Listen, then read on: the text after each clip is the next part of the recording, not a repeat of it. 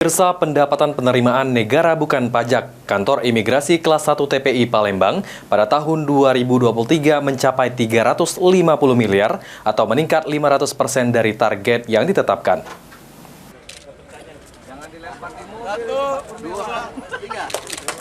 Pendapatan penerimaan negara bukan pajak Kantor Imigrasi Kelas 1 TPI Palembang pada tahun 2023 mencapai 350 miliar atau meningkat 500% dari target yang ditetapkan. Capaian tersebut disampaikan oleh Ilham Jaya, Kepala Kantor Wilayah Kemenkumham Sumatera Selatan, dalam kegiatan Hari Bakti Imigrasi ke-74 tahun 2024, Kantor Imigrasi Kelas 1 TPI Palembang.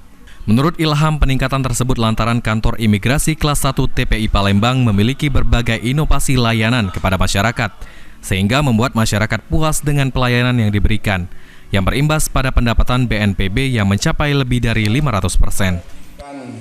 Khusus untuk kantor imigrasi Palembang ini sudah lebih dari 500% dari target yang ditetapkan. Jadi memang luar biasa. Itu tadi ada banyak aplikasi, ada banyak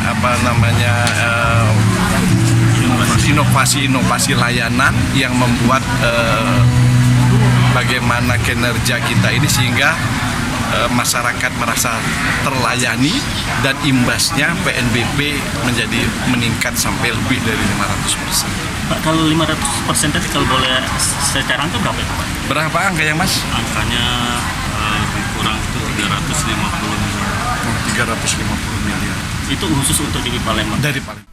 Ditambahkan Ilham, untuk penerimaan PNBP di Indonesia pada tahun 2023 menjadi pendapatan yang tertinggi selama 70 tahun dengan capaian mencapai 7,5 triliun.